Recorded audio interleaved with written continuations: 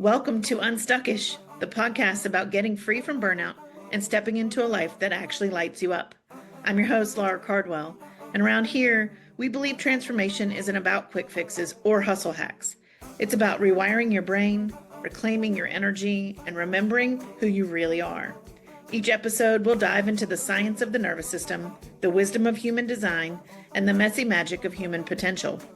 You'll get real talk, practical tools, and a little soulful woo, all designed to help you find more joy, purpose, and freedom without pretending it's perfect.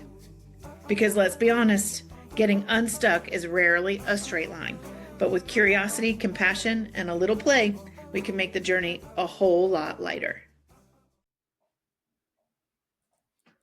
Welcome back to Unstuck-ish, the podcast where we focus on helping humans heal from spiritual burnout and find their true purpose. I am so excited to have my very first guest on this amazing podcast that I am trying to put together and serve with. And of course, this is my first guest. I'm going to read their actual bio in a minute, or some of it at least, but I want to say that this human is so special to me. We have known each other for years. We have been friends for years. We've had on and off working relationships together, and we have loved and supported each other over the course of our careers. And so it is so special for me to get to have Chani Getter here with me today. Hi, Chani. Hi, Laura. I'm so excited to be here. Thank you. So before I let Chani talk, I'm going to just give you a little bit of background. I'm going to read the short bio, but then we're going to dive in a little bit to Chani's actual story. So Chani Getter is a psychotherapist, an interfaith minister, an award-winning queer activist, an expert on religious trauma. Chani's life and work has been featured in 2 documentary films, One of Us and Devout. Chani's first book, Mapito, is a powerful how-to guide for finding, accepting, and loving every part of yourself. So that is the quick intro. So Chani, tell me, we're just going to open this up and we're going to have a whole conversation, but tell me a little bit about how you got to be where you are in your career and in your life right now, where these are your credentials. This is what you're doing. So talk to me a little bit. Talk to me. It is so good to see you. I have to start there. And I'm so excited we're doing this. As you mentioned, we've been knowing each other and walking this path together for a while. So it's very special. So how did I get here?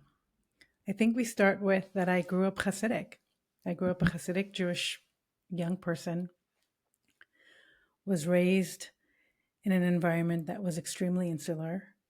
My marriage was arranged. We were 17 when we got engaged. I was 18 and 1 month when we got married. He was only 17 at the time. And we had our first child when I was 19, and he was only 18 and a half.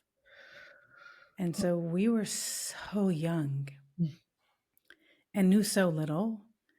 And so that's where the story starts, I think. Yes, I had the Hasidic upbringing, but I think my metamorphosis of going into the cocoon and really working on myself is my marriage. That's the pivotal moment. And the pivotal moment for that is because, one, I was queer and I was kissing girls from the age of 12, not knowing that it was any different or any wronger than I don't think wronger is a word, but that's what it is today. It is today. But any different or any worse than kissing boys. I had no clue. I didn't know you kissed boys. In my mind, you got married to have kids. And so your parents found you a match. And so there I was, this queer young person, married to a man. And I ended up having 3 children with him. The reason that I left at the age of 23 with 3 kids under the age of 5 was because I needed to keep my children safe. And although I walked into therapy at 22 saying, I'm a lesbian married to a man, I left a year later because I was a human and I needed to keep my kids safe. Yes. And The question that I asked myself at that time is, if I did everything right, everything the community told me, everything the rabbis and religion told me, and here I was at 23 with 3 kids under the age of 5 and not being able to make a living, how in the world is this the right path? Mm. However, I grew up with incredible spirituality in the small Hasidic community that I grew up. I know that's not the truth for everyone, but where I grew up, spirituality and song and dance and love for the divine was really big. And I wanted to hold on to that. And that's how my path started. Mm. I entered Interfaith Seminary in 2009 because I asked a question and wanted to live in the answer of God is bigger than any one thing. Mm. And I practice in this way. Yeah. And I kept living my truth. And in doing so, things showed up. People invited me to speak. Others invited me to work with them. And I got a coaching degree, my interfaith degree. And then once my kids graduated high school, I knew I needed to get my clinical license because I was already supervising clinicians who were doing religious trauma work. And at that point, it was just a matter of needing to get my license so I can do the work that I was already doing. Yeah. I've had the joy of getting to meet a couple of those incredible humans that you have um, ushered and guided into this realm. And I think it's a really beautiful thing that you're saying. It's like you go in when we're really seeking, like, how do I change my life? Right. That's something I think you and I both focus on with our clients professionally, is like, how do I change my life? And we Mm-hmm. have to remember that sometimes the first step is it wasn't for me. I had to do something for someone else first, and I think um I think that's an amazing door opener. I this, but for me, I lost a baby at 19, and it was in that moment that it was everything that I was doing because of that. At the time, I kind of joke about this now, and this whole story will be in my next book. But I was very I was very righteous in my thoughts. I grew up Catholic, which is it's a whole different journey in the world. And I was just so sure that the answer to being pregnant as a teenager was to give the baby up for adoption. That's what I was taught in my religion. That's what I was taught in my culture. It never dawned on me to have a different concept, like I don't, I have all of the open opinions about that now, I just want to say. But at the time, in my 19-year-old prefrontal cortex, I was pretty righteous about it. But ultimately, it was that journey. I mean, I always say that was kind of the first step of me becoming who I actually am now, Mm. right? And I think I hear you saying something very similar. That journey for these kids, and whatever it was the first step in the journey of who you're becoming now, right? And like, I think Yes. sometimes we hit these mid-age moments where we look back and we're like, holy shit, that really did lay the foundation of where I was headed. I mean, we know it, but then we were like, oh, wow, like I really wouldn't be here unless that thing happened. Um, so I want to talk a little bit then about, like, you are definitely someone who is incredibly supportive of footsteps, right? I want to talk a little bit about footsteps and how you are an activist in that realm for people who are ready to make some sort of change. But look, y'all, we're talking about insular communities. There's not even perspective shifts in there. It takes so much courage and so much awareness to even ask the question, what else is there? Right. And you're such an amazing lighthouse for that. And I just want to Mm. really shine. I want to make that shine in this moment. So talk to me about that. Yeah, so I want to start by saying what Footsteps is. Footsteps is a nonprofit that helps individuals and families who are thinking about and or actually are leaving the ultra-Orthodox Jewish community. And we partner with other organizations similar to us who do this for other communities, for example, Muslims and Christians and other forms of insularity. So I just kind of want to put a plug for what Footsteps is. I think what people don't realize when you grow up in an insular community is that from a very young age, you are taught not to think, Yeah. not to question, not to ask what else, and to ignore your inner gut. You're literally taught how to do this. And this is across most religions, and it's across capitalism, and it's across lots of different structures, right? But the more insular the community is, the deeper that is of like, don't listen, don't listen. And so because it's so dangerous to listen to yourself, we learn to ignore that. And you get to a certain age, even when we get to a place where I want to just come back to what you said, prefrontal cortex not being fully developed, right? And so we get to a place where we are, for me, right? I was married with 3 kids when before my prefrontal cortex was developed, and you were 19, right? And like that is like, and we do the thing they tell us to do, right? Now, when you're taught to make decisions from a young age, that doesn't happen, right? Because you've learned and you've taught your system how to make decisions. And so these individuals who say, this isn't for me, for whatever reason, and there's numerous reasons why people say, I need to leave this community. But what happens in an insular community, for example, the Hasidic one that I grew up in, and I want to say that this is a very broad statement and is not true for all Hasidic schools, okay? But the average male gets a 3rd grade level of education. The average female gets an 8th grade level of education, secular education. These people are in school all day studying Torah, Talmud, and yet, if we want to leave the community, very few of us, and again, there are schools that are Regents Diploma within the community, but the average don't. When we want to leave those communities, we don't have the skills to make it in the secular world. Right. And in the religious world, nobody's going to give us a job because we are what they call OTD, which is off the derech, which means off the path.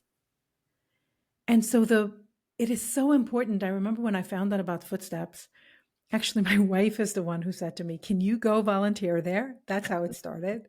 I was You so get resistant. voluntold. I was voluntold. I was voluntold. You know, she was then my girlfriend, and I still wanted to like really impress her. But Why we do what we do. yes, why we do what we do. I really had such resistance to going back into where I came from because that was my biggest wound.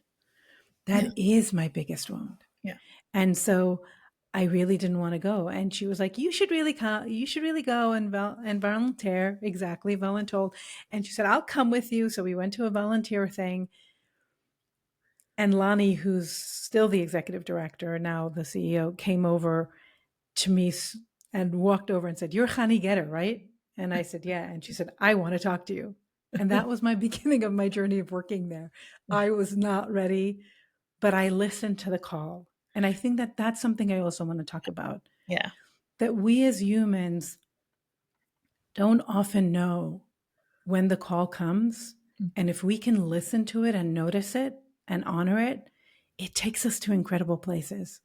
My work at Footsteps is one of the most rewarding work I have ever done. Yeah. And holding and supporting people who are still wondering whether leaving is the right thing for them, Yeah. understanding if they need to stay, giving them the tools if they want to leave. It's the most sacred work. Oh, I have been, it has been an honor to get to know you. I mean, we've known each other now for quite some time, right? And to watch Yes. some of this journey into how you've been able, I think similar to me sometimes, honey, I see you back your way into your life. Like you just end up there and then you're like, oh, wait, this is what I'm doing while simultaneously having these big dreams and wanting to reach for them. You know, like I have been privy to the life in which you decided to marry your wife and Yes. watch that journey unfold. I have watched you step into your role as a speaker, watched you step into your role as an author and Mm. and begin to really, you know, and I think I'm saying that because it starts with these really humble moments of like the director coming up to you and saying, I know who you are and I want to talk to you, you know, like, and that Yes. my experience of you is that every single time something like that happens to you, it shocks you. You're a It little bit does. like, whoa, what, like, I mean, I think that's really an important trait in some ways, is that we are always surprised at how the universe shows up for us, but also the humility in there, right? Because we can all, Mm. especially um, as we take the stage as speakers, or we put out these books, and we're on these podcasts, the humility is a really important component of that, and that's something that I think what I want to say to that was that it's a balance between truly humble beginnings, truly having you sometimes I say things like, look, y'all, I'm not giving you this advice from the podium. I'm in the pit, like, Yes. I everything I'm sharing with you about burnout and purpose is because has been my soul school, right? And I think that's really similar for you. And I want to go back to, you said that, listening to the call. And I want to talk a little bit about purpose here, obviously, because that's what I do. But it's like, I say things around purpose. Purpose isn't always what we're doing. We tend to equate purpose to, like, what am I in the world doing? Mm-hmm. And if we go a little deeper, we might ask, it might be the why behind what we're doing, like, but I really believe in my whole soul, I believe that our purpose is who we came to be. And we're being that no matter where we are. And that allows us to be the why behind what we do. And then we serve in the doing. And it's from being who we're meant to be that we're able to really hear that call. And I'm curious for you, if I were to say to you, like, how do you think being who you're being in the world has allowed you the space to really hear that internal narrative that comes straight from source, that guidance, that calling? What do you think is there for you when you, like, how is it, what is the relationship between who you are being and listening to that call? I love the question. I want to start with that. Mhm. And we can Um, always take a deep breath and let our minds catch up with our mouth. That's always a thing.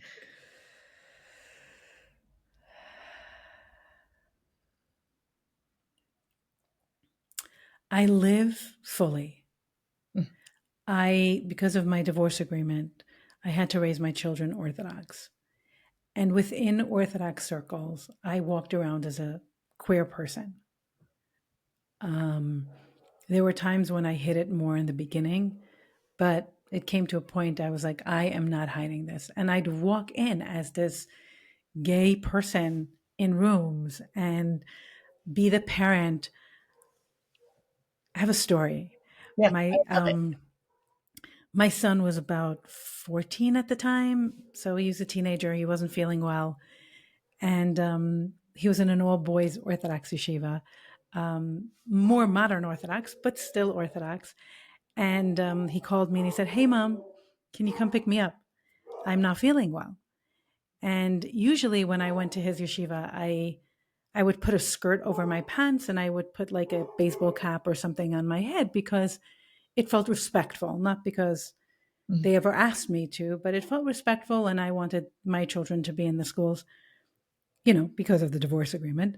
But Because I that too, have to. they had to. Anyway, so I was at that time, I think I had a part-time job as decluttering. I would go into people's homes and businesses and declutter. And so I looked like a dyke. I don't know how else to say it, but like that's what I looked like, In the you most know, loving word, yes. in the most loving way. Like I had these like combat boots on and these baggy pants and I just and I was like I said to my son, I'm like, I'm coming from the city. I need to like so I'm gonna be coming straight to you, but I'm really sorry, like I can be there in whatever time it was. So I stopped working. I drove to pick him up and I get to the school and it's during one of the breaks. Kids are outside playing basketball. And I'm dressed in a certain way where I don't have a skirt. So I didn't want to walk into the building. So I looked at one of the kids and I said, "Hey, do you know?" And I said my son's name. And he said, "Oh, yeah, I do." And I said, "Can you call him out?" I spoke to the principal already. I already signed him out. He's not feeling well. And the kid's like, "Yeah, sure, I'll go get him." And he's like, he bounces the ball to the other kid, goes into the building. And he comes out and he looks at my son, he calls my son, and then he turns to my son. As my son's walking out, he says, "Your mom's so gay." Right? It was like, so this is who this person is. And my son turns around and says, "She is," and walks into the car. Yeah.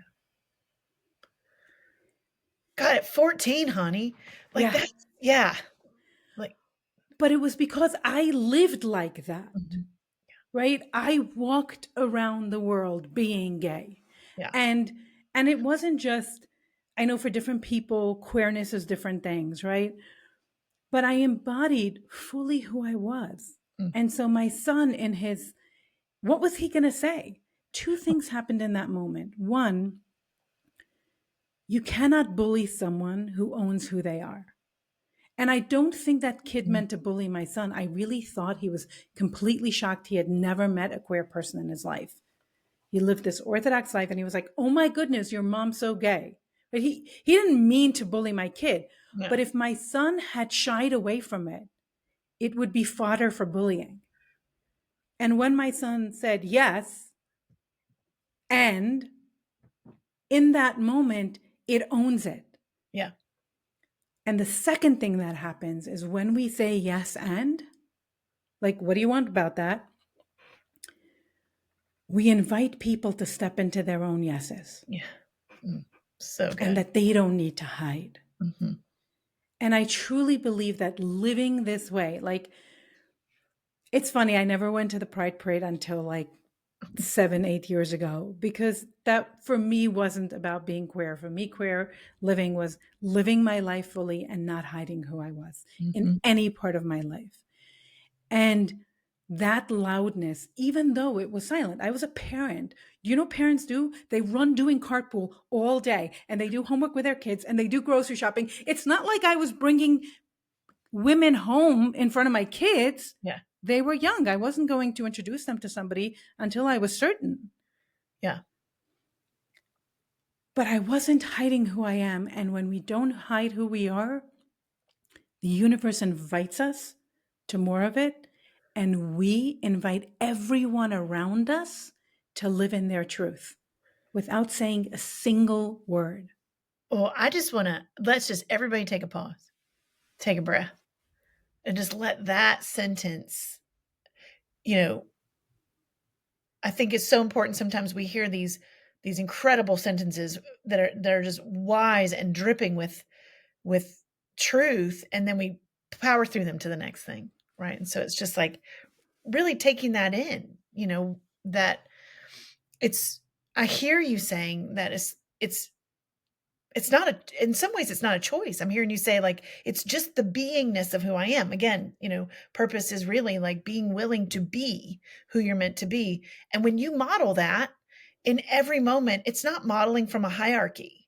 It's like but when you do it, that quiet invitation, I love that you said the yes and, because when you leave that and, you actually ask someone else to step into their own power and to evaluate their own thoughts and their own feelings, and you're engaging them at that deeper level, right? Yes and. Yes. And I just want to name, like, not only is that how you're living, but you've brought up these humans to be able to think that way too. And I think sometimes when we're on our journey, especially at our age, women, or well, beings of another age, right? I want to say that. We've got this, like, we can forget how important it is of what we're doing, modeling for the next generations. Leadership is about living truth so that other generations can really be empowered to do the same. And that's what that yes and said. We're saying that to them too.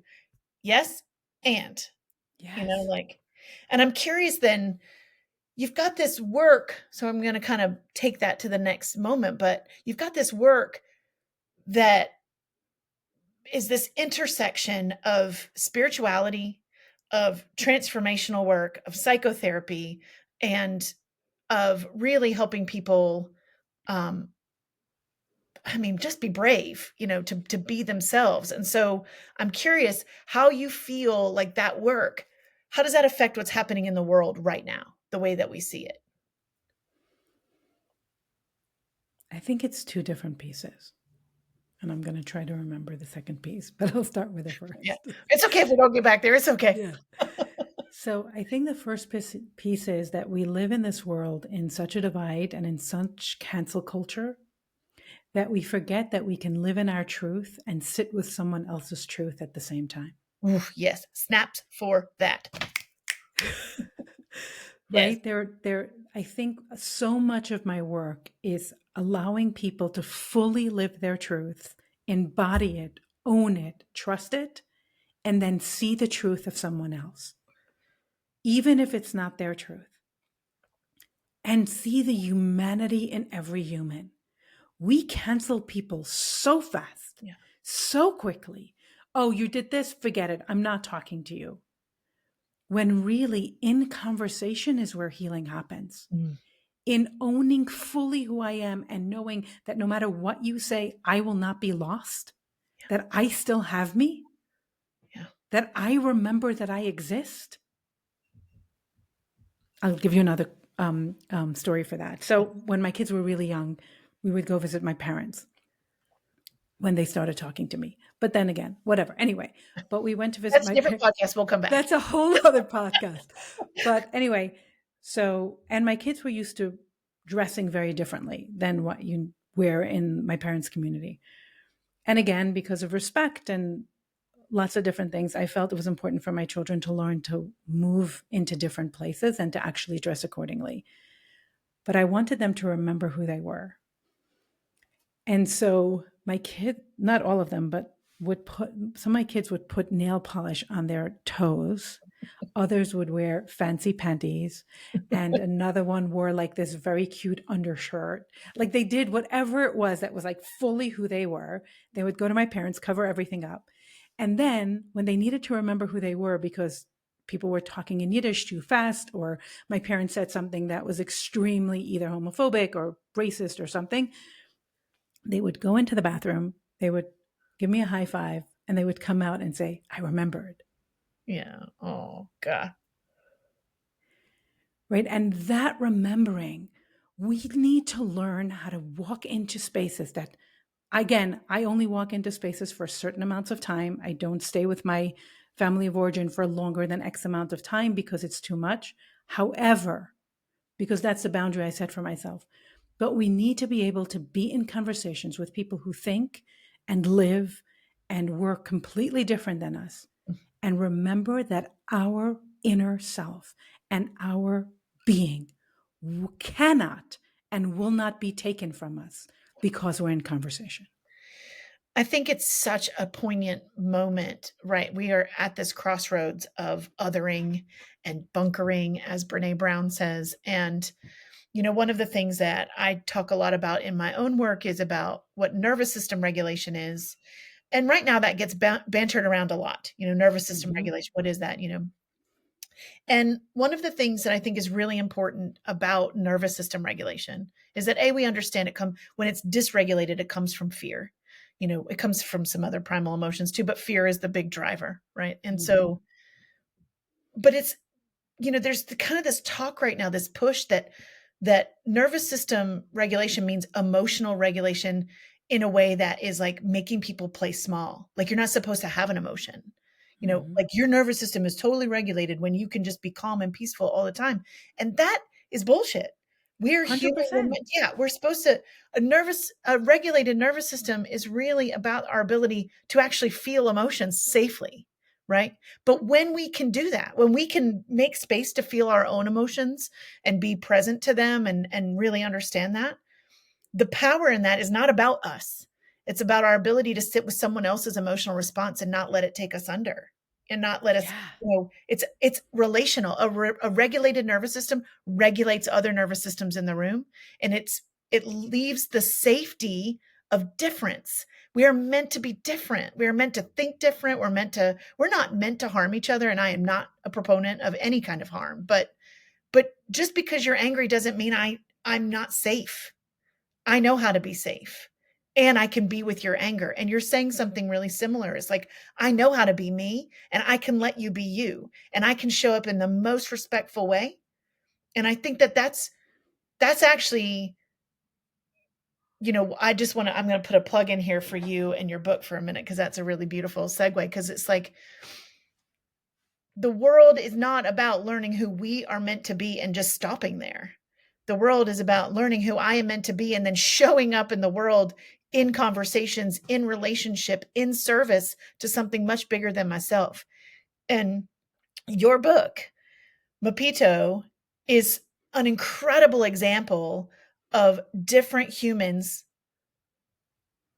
healing their nervous system, coming through the trauma, coming through the finding that peace and finding that quiet. So I really want to give you a second to kind of talk to me about the book before, because I know we're going to have to wrap up. So Yeah, talk we're to going to me have about to the book. wrap up. But before I talk about the book, I just, only because I'm a psychotherapist and I work with domestic violence victims, I want to say something.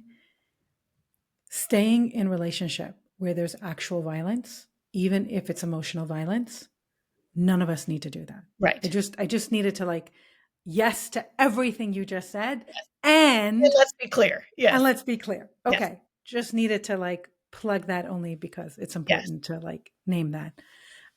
So thank you for plugging my book.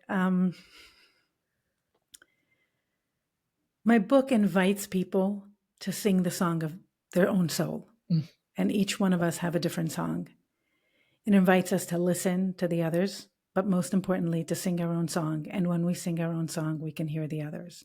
And the way that my book does that is it weaves my story and client stories into ideas, questions, thoughts for the reader to ponder. And at the end of every single chapter, I have questions. Mm. And you can just answer it or not, or just think about it. And it invites the reader to go even deeper into their own life. Because if you just listen to this podcast, you know that I teach in story. Yeah. And so that's the book. Yes. Yes. Yes. I mean, I also want to just say, because it makes me giggle, like, of course there's questions.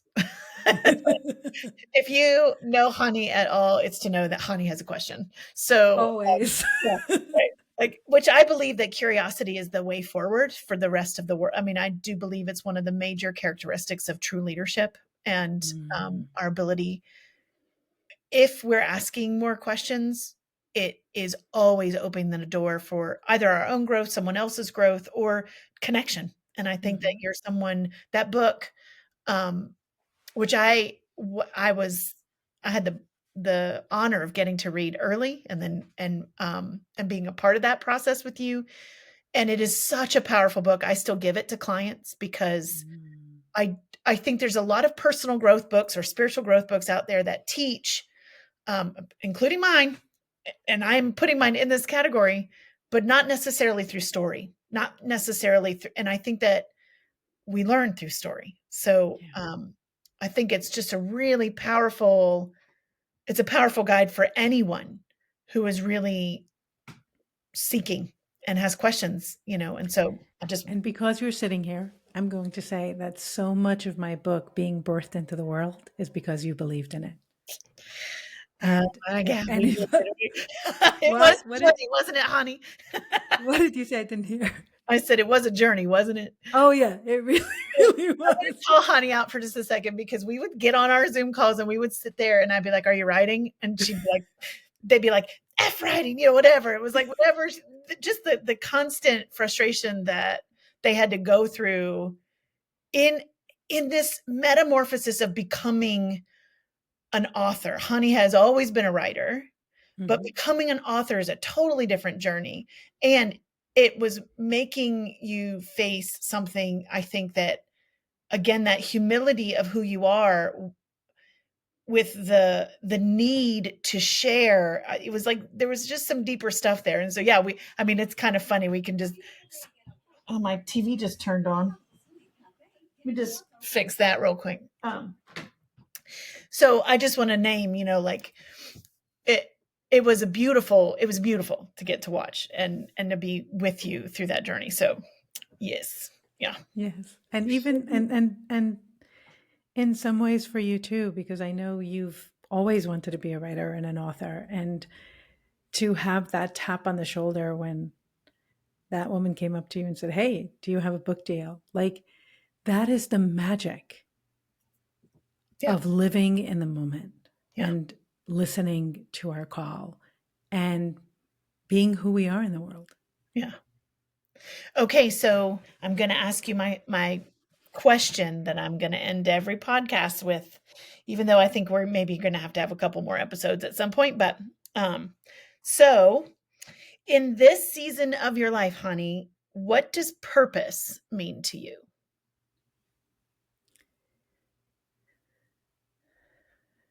Living consciously Ooh, yes. is what my purpose is right now.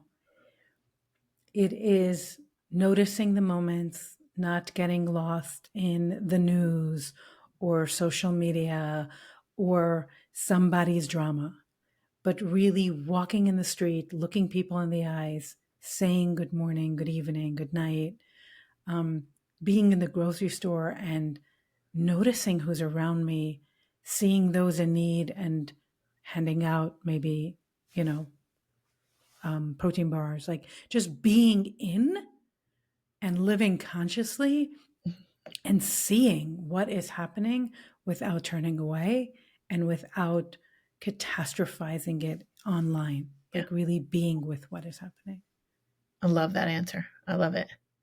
Okay, you guys can clearly see that Hani is somebody that just brings such richness to everything that they do. So, how can people find you? Who are you working with these days? What is your focus right now? Tell me all the things. Okay. So you find me on my website is the easiest, chanigetter.com. That's CHAN as in Nancy, IGETTER.com. Which will be in the show notes. I will put all this in the Okay. show notes. And then Beautiful. Okay. People can find me there. Buy my book, Mapito, Embrace Yourself. I think where's it's a where's wonderful. the best place for that? Okay, so the best place for that is through BookBaby, and I'm going to give you the link so Okay. people can find it because that's my publisher, and I'm an independent author, which means that I make almost nothing everywhere else. But even if you need to buy it anywhere else, please do. Yeah. But I would prefer if people buy it directly from BookBaby. Yep.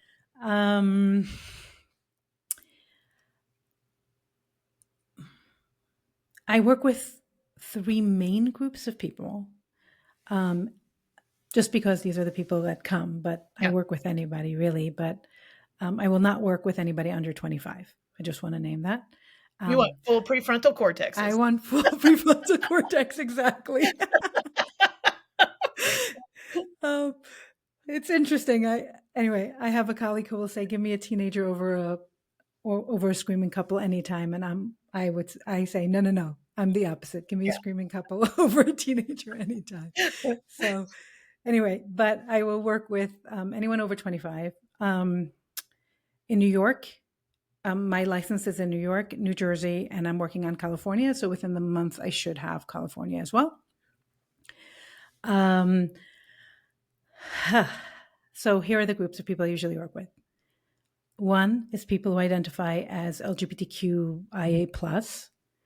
Two, people who are leaving insular community and or who experience religious trauma. And sometimes we don't necessarily live in an insular community, but the world we grew up in was, in a way, religious that is traumatic to our system. Yes.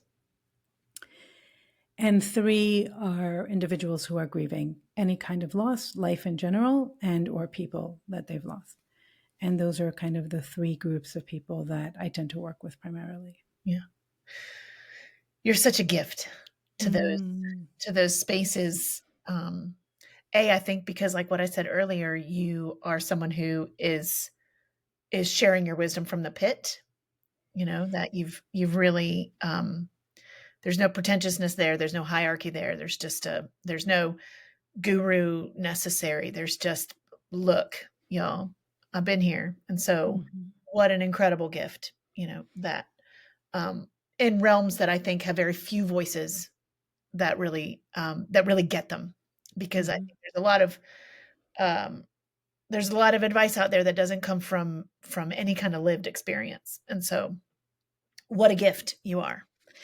what a gift you are to your people, what a gift you are to me, what a gift you are to all of my listeners. So thank you for joining me today and being here with me. And again, I'm hoping we will just have to do follow-up podcasts because I think you and I could like dive deep. I So think we can. and I think we know that already. Yes. So I will, again, for all of my listeners, I will put all of Hani's links and things in the show notes.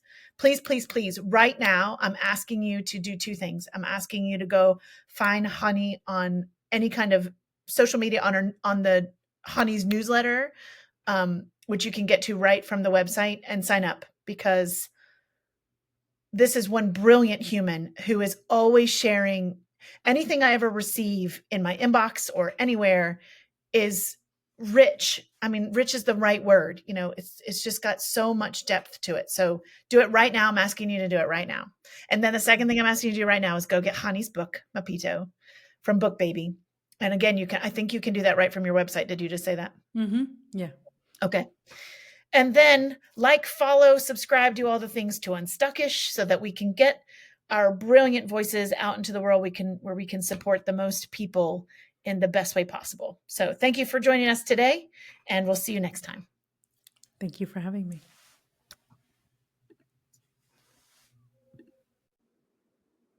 Thanks for joining me today on Unstuck-ish.